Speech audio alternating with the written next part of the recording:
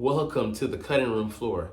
You're gonna see a couple of feathers here, but hey, we'll clean the mess up and get those filthy animals out of here. What's up, it's your boy Cintron, come back at you with another analysis video, and kid you not, that's my real name. Eagles 53-man roster prediction, post 2024 NFL Draft Edition.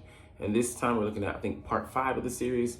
We're gonna break the O-line into two groupings, exterior and interior. So first today, we're gonna look at exterior, and we have about 5 guys there, no pizza, that are on the roster that are eligible for the position, but others could maybe slide in an emergency type deal. But these are the guys we're gonna look at that, for lack of a better word, are gonna be slotted in to be more likely more than camp bodies. Anyways, we got our starting duo, our stellar duo, one future Hall of Fame player, caliber player at the very least, and one guy who's on the rise. He's ascending guy.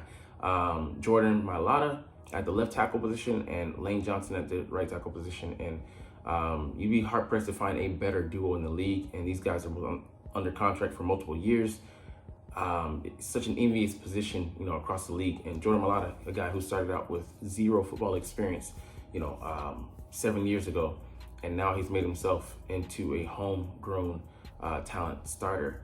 A guy, like I said, who started out from the other side of the world in Australia, and now he's a guy entrenched in a role halfway across the world that he couldn't have seen himself in when he was a fledgling rugby player, a star, but a guy who decided he wanted more and came over to the Americas, and applied himself.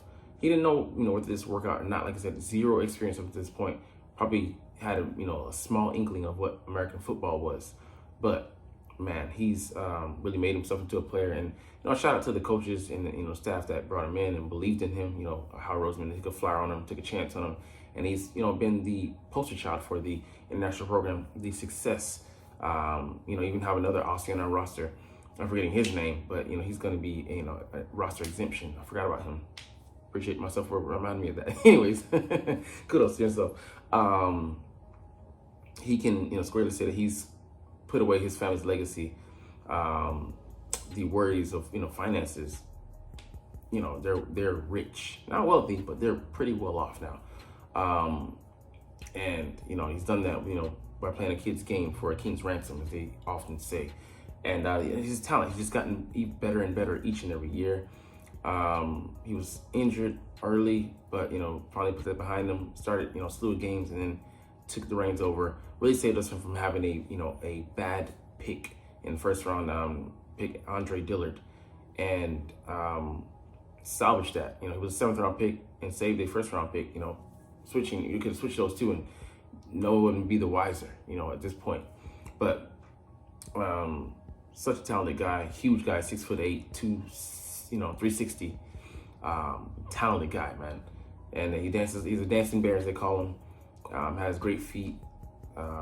Still continuing to get better at this point. Has yet to make a Pro Bowl or All Pro, but this could be the year that he scratches, knocks on the door to one of them. But he's continuing to scratch his the surface on his potential. But Lane Johnson, he needs no introduction. The stalwart right tackle, All Pro, Pro Bowler for several years, ongoing. One of the best tackles in the league, regardless of left or right, and a guy that we believe in wholeheartedly over there. We can just set him and forget him, as Brian Baldy loves to say. Doesn't need assistance. Neither guy really does that much.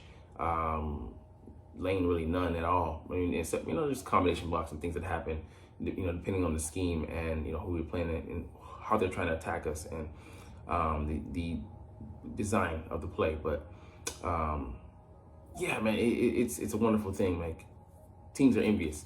It's hard to find one of these guys, and we have both of them in place. But beyond those guys, the starters, there is some questionable depth, because you have Mekhi Garner. Not Garner, sorry.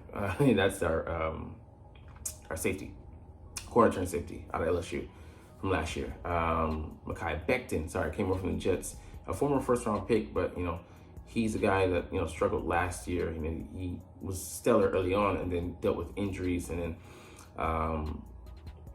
he kind of didn't live up to that billing of being a 1st round pick. But he hopefully is, hoping to reclaim his career, and where better to come than Stoutland University if you want to major in starting and get some good technique and getting a reputation. And you just train here, and guys are like, oh, come in. Can we learn something from you? Can we glean some information from you? Because this guy is, he's one of the good things, the leftovers from the Chip Kelly era. One of the only good things he left over. He left a few, but we mostly got left over. But yeah, just a huge guy. He might be the strongest tackle on the roster. But he gave up. It depends on some numbers, but look at some media sources, and they say he gave up 12 sacks and 20 or so pressures, and you want better than that with your backup tackle. But the talent the guy he has there, so we're counting on really him being coached up by Jeff Stoutland. And Fred Johnson, a guy who stuck. We brought him in last year, extended him a year, and he's playing on an extension right now. And he's someone we liked. He got injured last year, so he wasn't able to stick on the roster, and we weren't really just ready to see, weren't able to see if he was going to be able to apply himself in the trade, because Lane did get hurt, but we had to stick to Jack Driscoll, who's a tackle/guard combination guy. We leaned on him for the past couple of years. He looks, solid, decent, solid in the preseason, but that's preseason, and you kind of really don't want to find out anyways. But Lane has missed a couple starts, going back a couple seasons, and he might as well this year. So we'll see. We might see. But I think he's the number 4 guy. And the guys behind him, like I said, the exemption, I forget the kid's name out of Australia, but hopefully he can be the second coming of Jordan Mailata. We'd love that here in Philly. Besides the prestige that comes with it, having another guy, another attractive destination spot already, enough with Stoutland and his tutelage here for guys to hang their hat on. Say, hey, I made these, I don't say nobody's, but made these guys who had little experience into somebody. Think about what I could do with you and your wealth of experience, dealing with football, from the year maybe Pee Wee days on up. Sorry, but UDFA's undrafted free agents Anim Dankwa and Gottlieb Ayetze. So Anim, I think he's out of a maybe Ivy League school, but huge guy, and Gottlieb, a talented guy, guard. We'll get into him maybe later, but Anim, definitely we could look to put him on the practice squad. So I think we definitely keep those 4, unless there's some additions made. And we did get an addition on the interior, but we'll talk about him at a later date. I want to see what these guys are going to bring to the table. Potentially some of these guys could have he could maybe potentially have tackle versatility because his length, but you don't want to mess with that too much. But anyways, man, let's see it, happening. We keep 4, and then because some of these guys, like I said, can be in a pinch moved out, but we might have to make some alterations. But I think we go with heavy on the interior guys. But anyways, we'll get about here on that note, because you're not even watching, but it's all good because I love making these videos and I love talking about the freaking stinking Philadelphia Eagles. So Eagles country came out there.